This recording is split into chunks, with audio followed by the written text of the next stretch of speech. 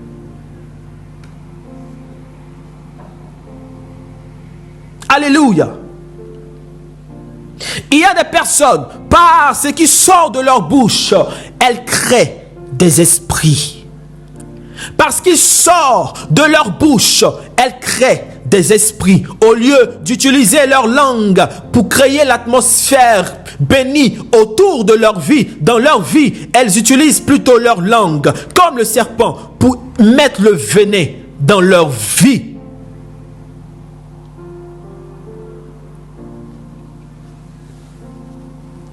Ça ne vous fatigue pas un peu quand la Bible parle des fruits de l'esprit? Les fruits de l'esprit. On pouvait dire autre chose. On pouvait dire autre chose, mais on parle des fruits de l'esprit. Parce que en nous se trouve le jardin d'Éden. En nous, là, se trouve le jardin d'Éden. Si tu ne fais pas attention à ta langue, parce qu'il y a quelque chose qui ressemble à un serpent en toi, c'est ta langue. Voilà pourquoi la Bible dit que la langue est un organe dangereux. La langue peut bénir et la langue peut maudire. Mais malheureusement, aujourd'hui, beaucoup de personnes se laissent avoir. Beaucoup de personnes préfèrent se maudire que de se bénir. Alléluia. Prudent comme un serpent est synonyme, veut dire que ta langue est déjà puissante. Ce qui va sortir peut détruire ta vie. Prudent comme un serpent veut dire de faire attention à ce qui va sortir de ta bouche. La Bible dit dans le livre de Matthieu, le chapitre 15, le verset 11. Que nous dit la parole de Dieu? Nous allons lire. Matthieu. Oh, j'aime la Bible. J'aime l'esprit. Matthieu 15. La Bible dit, ce n'est pas ce qui entre dans la bouche qui souille l'homme, mais c'est ce qui sort de la bouche. C'est ce qui souille l'homme. Qu'est-ce qui sort de ta bouche? Qu'est-ce que ta langue véhicule? Quel est le venin qui sort de ta langue? Est-ce que tu utilises ta langue pour te maudire ou pour te bénir? Alléluia! Je vais vous parler à présent comme un homme spirituel. Vous savez, lorsque vous côtoyez un homme mystique, un homme spirituel, un homme qui a la connaissance et la pratique des choses mystiques, des choses surnaturelles, parce qu'il ne suffit pas seulement d'avoir la connaissance. Il faut avoir la connaissance et la pratique. Lorsque vous côtoyez ce genre de personnes-là, vous allez remarquer une chose, ou je dirais deux choses. La première chose, c'est dans leur façon de parler. Vous allez voir que ces personnes-là ne sont jamais négatives. Elles ne le sont jamais. Vous n'allez jamais entendre un homme spirituel, mystique, en train de dire que quelque chose est impossible. C'est pas possible. Vous n'allez jamais entendre cela. Vous allez voir qu'il se trouve dans une situation difficile, mais jamais il ne va paniquer, jamais. Et même s'il panique, c'est en lui, mais il ne va jamais montrer sa panique, jamais de la vie. La deuxième chose, c'est qu'ils ont toujours la pensée positive. Ça sera notre deuxième, la suite de ce que nous sommes en train de voir. En ce moment, nous parlons de la parole. Après, nous allons parler de la pensée, parce que la parole est associée à la pensée. Alléluia. Donc, vous n'allez jamais voir un homme mystique, vous n'allez jamais voir un homme spirituel en train d'être négatif. La preuve, vous-même, quand vous partez voir les hommes de Dieu, là, tu t'en vas lui expliquer ton problème. S'il te montre que c'est dur, il te montre que c'est impossible, tu ne seras pas découragé. Tu seras découragé. Et je ne suis même pas en train de dire que c'est une façon de faire pour te donner de l'espoir. Mais je suis en train de te dire que ça fait partie de l'une des lois, les lois les plus puissantes du spirituel. Les lois les plus puissantes pour créer des esprits, c'est la parole. Les lois les plus puissantes, l'une des lois les plus puissantes pour créer des esprits, c'est la langue. Appelle la matérialisation ce qui n'existe pas. C'est la langue. Après, on dira que la langue traduit ce que la pensée dit. Nous allons y arriver, ça sera notre prochain enseignement du mardi prochain. L'enseignement du mardi prochain. Alléluia. C'est en cela que la parole de Dieu dit dans ce que nous avons lu tout à l'heure, Matthieu 15, 11. C'est ce qui sort de la bouche qui souille, ce n'est pas ce qui entre. C'est ce qui sort, et ce qui sort de la bouche, c'est la parole. La parole est gouvernée par la langue. Quelqu'un qui n'a pas de langue, il n'y a pas de parole. La langue. Alléluia. Je vais vous lire un passage biblique qu'on lit. Mais on ne prête pas attention à quelque chose. Je vais vous parler de la tour de Babel. De la tour de Babel. Nous avons cette histoire dans le livre de Genèse, le chapitre 11, les versets 1 à 9. C'est pas très long, je vais lire rapidement. La tour de Babel, Genèse, le chapitre 11, le verset 1 à 9. La Bible dit ceci. Toute la terre avait une seule langue et les mêmes mots. Oh my God. Après avoir quitté l'Est, ils trouvèrent une plaine dans le pays de Chinéa et s'y installèrent. Regardez, au verset 3. Ils se dirent l'un à l'autre, avec la même langue, les mêmes mots. Allons, faisons des briques et cuissons-les au feu. La brique leur servit de pierre et le bitume de ciment. Ils dirent encore, allons, construisons-nous une ville et une tour dont le sommet touche le ciel. Et faisons-nous un nom, afin de ne pas être dispersés sur toute la surface de la terre. Verset 5, choquant. L'Éternel descendit pour voir la ville et la tour que construisaient les hommes. Ou Jesus. Et il dit, les voici qui forment un seul peuple et ont tous une même langue. Et voici ce qu'ils ont entrepris. Maintenant, rien ne les retiendra de faire tout ce qu'ils ont projeté. Allons, descendons et là, brouillons leur langage, afin qu'ils ne se comprennent plus mutuellement. L'Éternel les dispersa, verset 8, loin de là, sur toute la surface de la terre. Alors, ils arrêtèrent de construire la ville. C'est pourquoi l'on l'appela Babel, parce que c'est là que l'Éternel brouilla le langage de toute la terre, et c'est de là qu'il les dispersa sur toute la surface de la terre. Alléluia. Lorsque nous parlons de ce passage, nous parlons de l'unité. Nous parlons d'être un en esprit. Amen. Mais ce que je vais vous révéler ce soir, c'est que les cieux ont peur de la langue des hommes. Le ciel a peur de la langue des hommes. Même le spirituel a peur de la langue des hommes. Les esprits, Dieu est esprit, a eu peur en ce moment-là. Il craignait ce que l'homme était capable de faire parce que de la bouche de l'homme sortait quelque chose. Écoutez, le succès que tu veux dépend de ce qui sort de ta bouche. Nulle part, nous avons vu dans ce passage que les hommes ont dit « Oh, le ciel est loin ». Nulle part, nous avons vu dans ce... Écoutez, c'est la même distance, hein.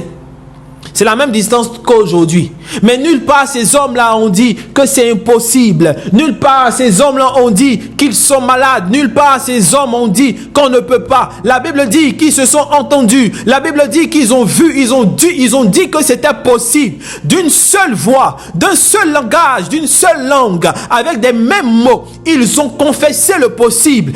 Et même les cieux furent ébranlés. Dieu fut ébranlé.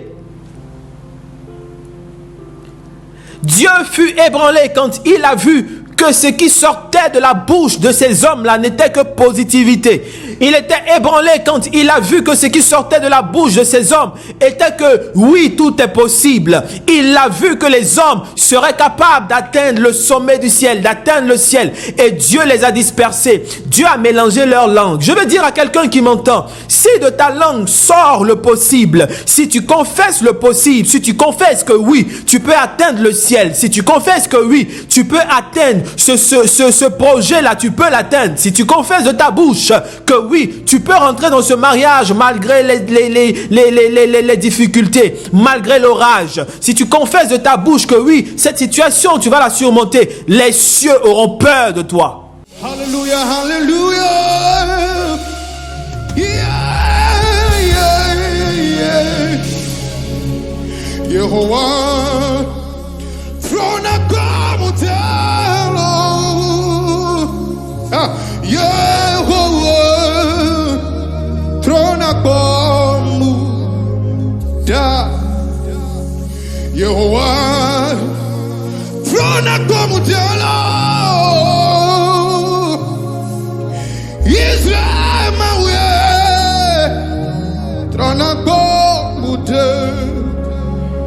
C'est possible que notre ville, que la tour de notre ville, que le sommet touche le ciel. Oui, c'est possible de changer ta situation. Parce que lorsque tu parles, tu crées des esprits. Chaque fois que tu déclares quelque chose, tu crées des esprits. Chaque fois que tu parles, tu crées des esprits. Tu es un créateur d'esprits. Sur ta langue se trouve un liquide. Sur ta langue se trouve l'eau. Et l'eau, lorsque tu parles, s'entremêle avec l'air, s'entremêle avec la terre et crée des esprits. La Bible dit que Dieu a fait l'homme. Quand il a fait l'homme, il a soufflé en lui. Le souffle, c'est la parole. La parole, c'est ce qui sort de ta bouche. Alléluia. Il a fait l'homme avec la terre. Il a fait l'homme avec l'eau. Il a soufflé. Le souffle est sorti de sa bouche. Le souffle est sorti de la bouche de Dieu. Ce qui sort du souffle de la bouche de Dieu, c'est la parole. Dieu a mis la parole en l'homme. Et l'homme est devenu une vie. L'homme est devenu un être vivant. L'homme est devenu une âme vivante. Si tu es en train de construire, tu es en train de faire quelque chose avec la terre, il n'y a pas de vie. La vie viendra de ta bouche. La vie viendra de ton souffle. La vie viendra de ta langue. Qu'est-ce qui se trouve sur ta langue? Qu'est-ce qui se trouve sur ta langue? Tu es un créateur d'esprit. Si tu parles de l'impossibilité, tu vas créer les esprits d'échec. Si tu dis que ce n'est pas possible, tu vas créer les esprits de non-accomplissement. Mais si tu ouvres ta bouche et que de ta bouche sorte de l'eau douce, que de ta bouche sort tout ce qui est possible, si tu dis que tu as le Dieu de toute possibilité, si tu crées ton atmosphère, tu créeras des esprits de possibilité, tu créeras des esprits de vie. Tu es un créateur d'esprit. Qu'est-ce qui sort de ta bouche?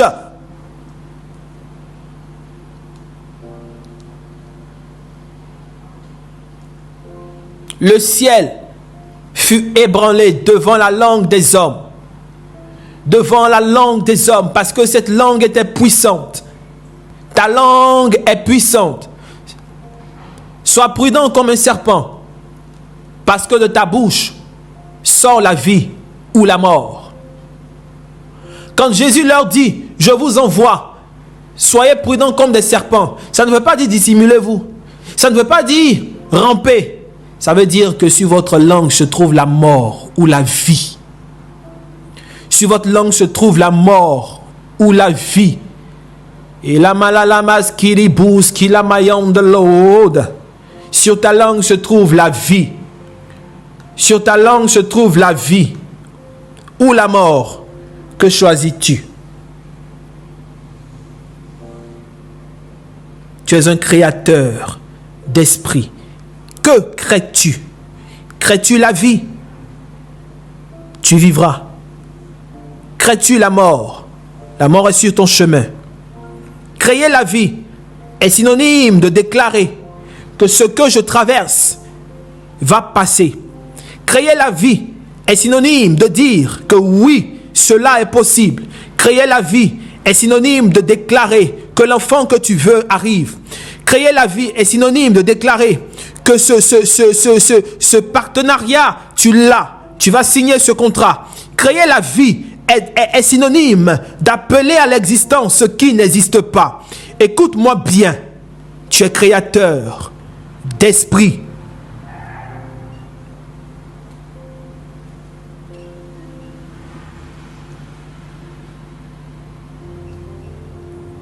La mahant in the reading bowls kida baha.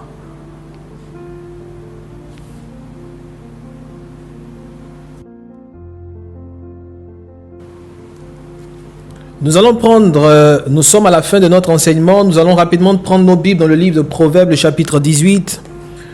Proverbes, le chapitre 18, que nous dit la parole de Dieu.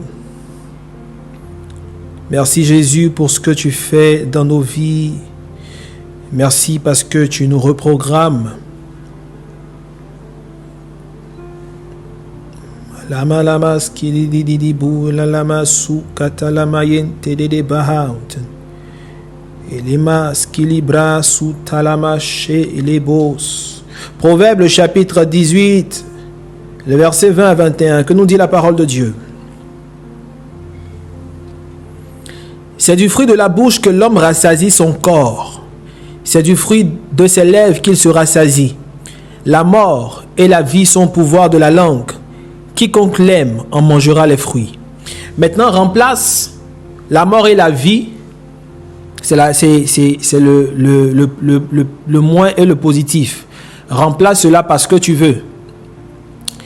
C'est le fruit de sa bouche. C'est du fruit de sa bouche que l'homme rassasie son corps. C'est du fruit de ses lèvres qu'il se rassasie.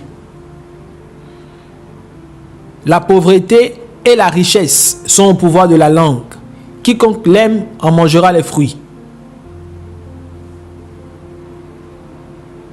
L'échec et le succès et la réussite sont au pouvoir de la langue. Quiconque l'aime en mangera les fruits. La maladie et la guérison sont au pouvoir de la langue. Quiconque l'aime en mangera les fruits. Qu'est-ce que tu veux? Veux-tu être guéri? Qu'est-ce que ta langue véhicule? Veux-tu ce marché? Qu'est-ce que ta langue déclare? Veux-tu la réussite? Qu'est-ce que ta langue déclare? Veux-tu être puissant dans le ministère? Qu'est-ce que ta langue déclare? Écoutez, nous ne marchons pas par la vue. Nous marchons par la vue de l'esprit. Nous ne marchons pas par la vue du corps. Nous marchons par la vue de l'esprit. Regardez. La Bible dit, dans ce que nous avons lu là, Proverbe 18, la Bible dit, c'est du fruit de sa bouche que l'homme rassasie son corps. Le fruit de ta bouche. Le fruit de ta bouche, c'est quoi? C'est ce que ta bouche produit, c'est la parole. Vous voyez comment le spirituel est extraordinaire? Le monde matériel allait dire, c'est ce qui rentre dans ta bouche qui nourrit ton corps. Mais non, le spirituel dit, c'est ce qui sort de ta bouche là, c'est ce qui nourrit ton corps. Le fruit de ta bouche, ta parole. Qu'est-ce que tu dis? C'est ce qui va nourrir ton corps. On ne parle même pas de nourrir l'esprit d'abord, nourrir ton corps. Voilà pourquoi lorsque tu es malade, déclare que tu n'es pas malade. Déclare que tu es guéri. Lorsque tu regardes, ne vis pas en fonction de la réalité, vis en fonction de la vérité. Et la vérité, c'est que Dieu veut que tu sois béni. Déclare-le. Quel est le venin qui sort de ta bouche, de ta langue? Proverbe 21. Nous sommes à la fin de notre message. Nous avons une prière à faire. Donc il faut rester connecté. Proverbe 21, le verset 23. La Bible dit ceci: celui qui veille sur sa bouche et sur sa langue préserve son âme des angoisses. Celui qui veille sur sa bouche et sur sa langue préserve son âme des angoisses. Ton âme est-il angoissée? Est-ce que tu veilles sur ta langue? Vas-tu d'angoisse en angoisse? Est-ce que tu veilles sur ta langue? À partir de maintenant, déclare la positivité. Appelle à l'existence ce qui n'existe pas. Déclare que c'est toi qui es à la tête. Déclare et vois ce que tu veux voir se matérialiser. Le mardi prochain, nous allons parler de la pensée, de la puissance de la pensée. Mais en ce moment, nous parlons d'abord de la parole. Change ta parole, change ta façon de parler. Crée ton atmosphère. Créateur d'esprit. Créateur d'esprit. Les esprits sont présents. Et les esprits n'attendent que ce que tu dis pour se mettre à exécution. Ce que tu dis pour se mettre à exécution. Nous parlons de la langue, nous parlons de la parole. Le mardi prochain, nous allons parler du pouvoir de la pensée. Et après cela, maintenant, nous allons parler du carburant qu'on donne aux esprits. Lorsque tu parles, lorsque tu associes à ce que tu dis la pensée, tu émets un signal. et les anges sont prêts à décoller. Maintenant, il va falloir que tu leur mettes du carburant pour qu'ils puissent aller là où tu les envoies. La première chose, c'est ta parole.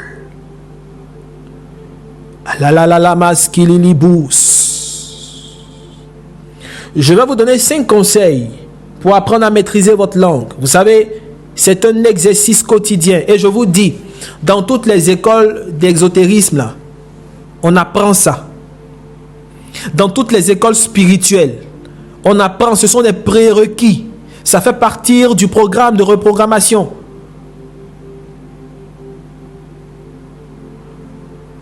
La première chose, il faut que tu prennes conscience du pouvoir de ta langue. La prise de conscience, il faut que tu prennes conscience du pouvoir de ta langue. Comme ce que nous avons vu tout à l'heure. Soyez prudents comme les serpents. Ça veut dire que ne mettez pas le venin où vous ne devez pas le mettre. Parce que le venin, lorsqu'il sort, il tue. Fais attention à ce que tu déclares sur ta vie. Fais attention à ce que tu déclares dans la vie de ta famille, de ton époux, de ton épouse, dans la vie de tes enfants, dans ta vie. Fais attention à ce que tu déclares, au venin que tu poses. Mets dans ton esprit que chaque fois que tu déclares une parole, tu fais sortir soit l'eau amère, soit l'eau douce. L'eau amère est composée de poison. Prudent, comme un serpent. La deuxième chose, apprends à apaiser tes mots. Apprends à apaiser tes mots. Ce qui sort de ta bouche, Jésus dit, il faut réfléchir d'abord longtemps avant de parler. La troisième chose, il faudrait que tu saches qu'il y a des choses que tu dois éviter de dire. Arrête de te maudire. Arrête de dire que je ne peux pas réussir. Arrête de confesser le négatif. Arrête. Chaque chose a son argent. Je vais te choquer. Ce n'est pas une phrase, c'est le nom d'un ange. Il s'appelle chaque chose a son argent. C'est son nom. Chaque chose a son argent. Et c'est écrit en longueur sur son bras. Chaque chose a son argent. C'est le nom d'une entité. Nous allons l'activer. Tu dois savoir que lorsque tu as besoin de quelque chose, vois cette chose et confesse-la. C'est un homme spirituel qui te parle. Ce n'est pas, je ne suis pas coach développement personnel simple. Je suis coach développement personnel spirituel. Ce que je te dis sont les choses que je pratique et que j'enseigne à mes élèves, à mes enfants qui me sont proches. Et ils voient la différence. Et moi-même, je les pratique. La quatrième chose, donc la troisième chose, c'est de te définir un code de langage. Ne pense plus négatif. Oui, la réalité te montre que c'est difficile, mais crée-toi un monde où tout est facile. Crée-toi un monde où tu vois ce qui est impossible. Écoute, ce monde que tu te crées n'est pas un monde qui n'a pas de pouvoir. Ce monde que tu te crées est un monde qui a le pouvoir. Et tu verras ces choses se matérialiser parce que tu mettras en mouvement tes anges. Tu seras en train d'envoyer tes anges. Envoie tes anges. Envoie tes anges en mission. Envoie tes anges en mission. Envoie-les en mission. La première chose, c'est de changer ton langage. Un ange de Dieu ne va jamais exécuter quelque chose de négatif. Un ange de Dieu ne va jamais exécuter quelque chose de négatif. Les anges ne sont pas négatifs. Non. Ceux qui exécutent les choses négatives sont des anges. On les appelle les anges inversés. D'autres personnes les appellent les démons. Ce sont des anges inversés qui exécutent les choses négatives. Non, change ta façon de parler. Tu es un fils de Dieu. Le ciel fut ébranlé lorsque les anges avaient un seul langage, avaient une seule langue. Le spirituel était en mouvement. Lorsque ta langue produit, lorsque de ta bouche sortent des paroles puissantes de vie, tu mets en mouvement le ciel. Tu dégages ton atmosphère et les ténèbres s'enfuient. La quatrième chose, il faut apprendre à garder le silence. La Bible dit dans le livre de Proverbes, le chapitre 10. Regardez ce que la parole de Dieu dit.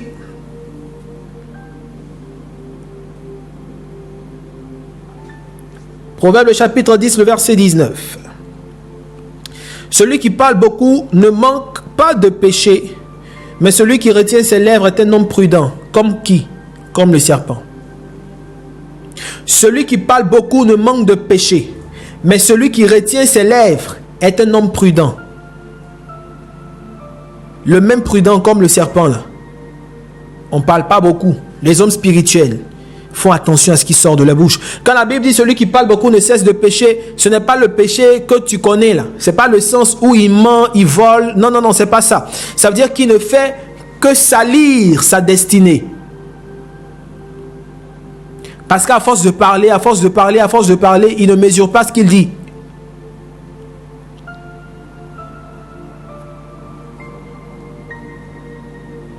Mais celui qui retient ses lèvres est un homme prudent. Il faut savoir garder le silence. Et la troisième chose que vous allez remarquer chez les hommes spirituels, en plus d'être toujours positifs quand ils parlent, d'avoir toujours la pensée positive, ils sont toujours calmes. Être silencieux là, c'est un état d'esprit. Je n'ai pas dit de ne pas parler. Genre, tu es là, tu ne parles pas. C'est pas ça. Il y a des gens qui veulent mystifier, ils sont là, ils ne parlent pas. Quand tu leur demandes, non, ils sont. C'est pas ça, hein? C'est un état d'esprit. Et la cinquième chose, réfléchis avant de parler. Regardez ce que la Bible dit dans le livre d'Éphésiens, le chapitre 4. Éphésiens, chapitre 4. Je suis en train de vous amener dans les sphères du surnaturel. Moi, je dis toujours aux gens, vous savez, ne cherchez pas à voir les anges. Bon, cherchez à voir les anges. Mais je veux dire, oh, Daddy, comment on fait pour voir les anges? Oh, mon père, comment on fait pour voir les anges? Mais qui vous a dit que les anges viennent dans le désordre? Les anges, même quand vous les voyez là, vous ne sentez pas la propreté. Vous ne voyez pas qu'ils sont propres. Bon, même s'il y a certains qui font peur. Mais quand vous les voyez là, non.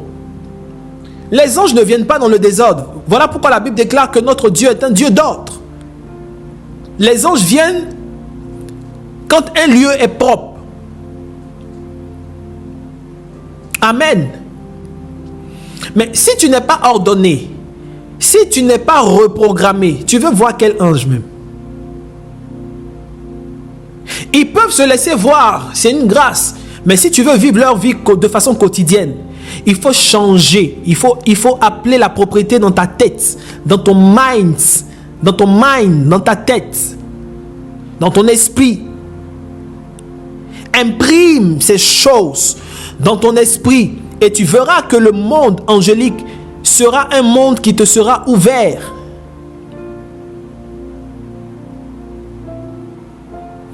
Et la quatrième chose que vous allez découvrir, c'est chez les hommes mystiques, ils sont propres. Quand vous allez chez eux, là, ils sont propres. Leur hôtel de prière est propre. Ils sont propres quoi? Parce qu'ils savent qu'ils invitent des anges. Ils invitent des entités. Éphésiens 4, verset 29, la Bible dit ceci.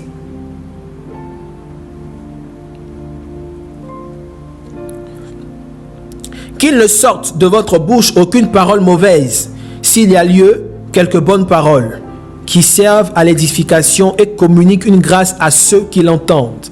Réfléchis avant de parler. La Bible dit que de ta bouche, il ne doit pas sortir de mauvaises paroles. S'il y a lieu, ça veut dire si tu sens le besoin de parler là, il faudrait que ce que tu dises communique une grâce à ceux qui l'entendent. Vous ne remarquez pas comment les musulmans se bénissent chaque fois?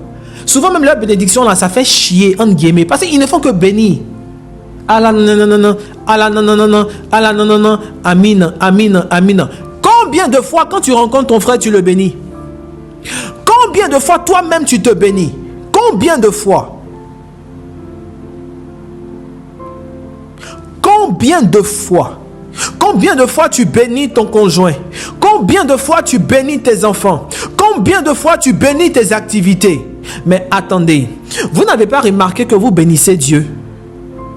Oh Dieu, je bénis ton nom. Toi, tu es qui? Et puis tu bénis le nom de Dieu. Bon, quand Dieu dit, tu ne peux pas prétendre m'aimer si tu n'aimes pas mon frère et ton frère. Ça veut dire pourquoi tu bénis Dieu alors que ton frère, tu ne le bénis pas? Vous voyez un peu, non? Je bénis ton nom, oh Jésus, sois exalté. Mais bénis ton frère aussi. Mais pourquoi de ta bouche sortent des paroles de malédiction ou des paroles de médisance ou des injures ou des frustrations ou des blessures? Que sorte la bénédiction? Pourquoi? Vous n'allez jamais voir la cinquième chose chez un mystique en train de maudire. Parce qu'il sait que sa langue, il est comme un serpent. Il sait. Alléluia. Nous avons fini notre enseignement d'aujourd'hui. Comme je vous l'ai dit, le prochain sera centré sur le pouvoir de la pensée. Et après, nous allons parler de l'essence, du carburant que nous allons donner aux entités que nous aurons créées par notre parole. Tu es un créateur d'esprit. Crée tes esprits. Crée ton atmosphère. Nous allons faire une prière.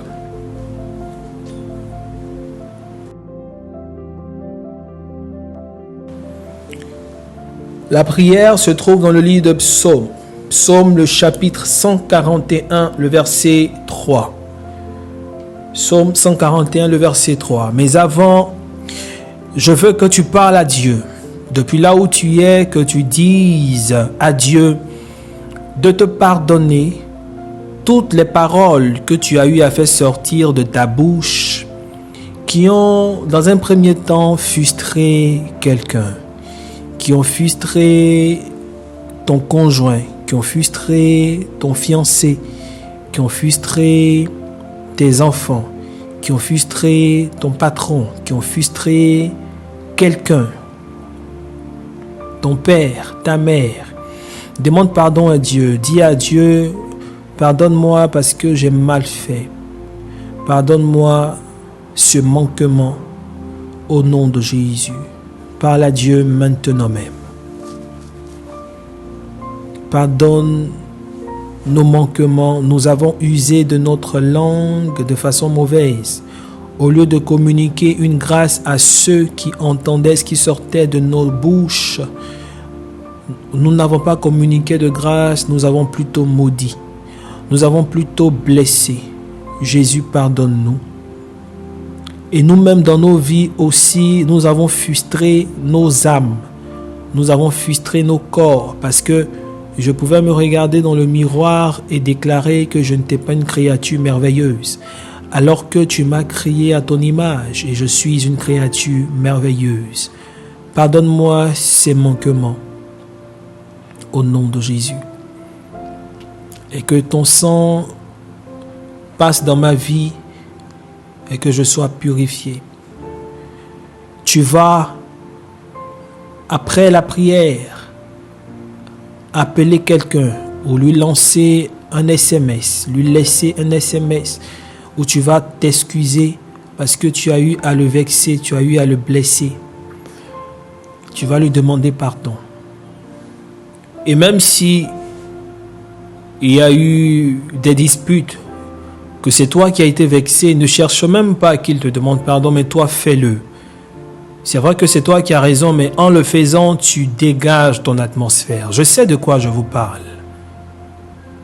La Bible dit, soyez en paix avec tout le monde, tant que cela dépend de vous. Ce n'est pas écrit en vain. Soyez en paix avec tout le monde, tant que cela dépend de vous. Et nous voyons cela dans le livre de Romains, le chapitre 12, à partir du verset 18, où la Bible dit, « S'il est possible, autant que cela dépend de vous, soyez en paix avec tous les hommes. » Alléluia. Tant que cela dépend de toi, Jésus même a dit 7 fois, 777 fois, pardonner. Est-ce que tu sais que le manque de pardon constitue un blocage dans l'accomplissement des promesses de Dieu ou dans l'accomplissement, dans un exaucement? Libère ton cœur au nom de Jésus. Tu vas maintenant faire cette prière avec moi. Psaume 141, verset 3. La Bible dit, « Éternel, mets une garde à ma bouche, veille sur la porte de mes lèvres. » Tu vas dire à Dieu, j'ai compris aujourd'hui que ma bénédiction dépend de moi, dépend de l'atmosphère que je crée. Par inconscience, j'ai semé le venin dans mes fruits, dans les fruits qui se présentaient à moi. J'ai semé la mort au lieu de semer la vie. J'ai compris qu'aujourd'hui, sur ma langue se trouve un pouvoir.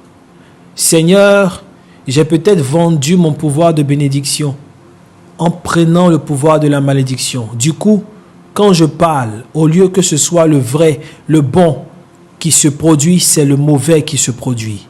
Il y a des personnes qui ont troqué leur pouvoir de bénédiction. Sur leur langue, il n'y a plus la bénédiction. Quand elles parlent, c'est la malédiction. Même quand elles bénissent, c'est la malédiction. Quand elles disent « je crois », c'est le contraire qui se produit. Parce que vous avez vendu le pouvoir de la bénédiction, le pouvoir de la vie que Dieu a mis sur votre langue. Et nous allons prier maintenant même. Dis à Dieu, redonne-moi ce pouvoir de vie. Redonne-moi ce pouvoir de bénédiction, de sorte que lorsque je vais parler dans ma vie, lorsque je vais parler dans la vie de mon fils, de ma fille, de mes enfants, de mon conjoint, de mes parents, de ceux qui sont autour de moi, lorsque je vais parler dans ma vie, quand je vais annoncer la vie, que ce soit vraiment la vie qui se manifeste et non la mort. Au nom de Jésus, que je ne sois pas une race de vipères, que je ne sois pas le serpent qui était dans le jardin d'Éden, mais que je sois le serpent qui, lorsqu'il parle, produit la vie. Que je sois cet être, lorsqu'il parle, produit la vie. Que ce soit dans mes affaires, que ce soit dans mon entourage, que ce soit dans ma propre vie. In the name of Jesus. Shabbat in the reading. Et la braski. Maintenant, tu vas simplement déposer ton doigt sur ta langue. Et je vais communiquer la vie à ta langue. Pose ton index sur ta langue. Et je vais communiquer la vie à ta langue. Pose ton index sur ta langue. Et je vais communiquer la vie. Je communique la vie maintenant. Ta langue, si elle était amère, je la transforme en une langue sucrée, en une langue de vie. Au nom puissant de Jésus, reçois la vie sur ta langue. À partir d'aujourd'hui, tout ce que tu déclares de positif se réalise. Au nom de Jésus. Je retire tout venin de mort de ta langue. Reçois la vie. Au nom de Jésus. Amen.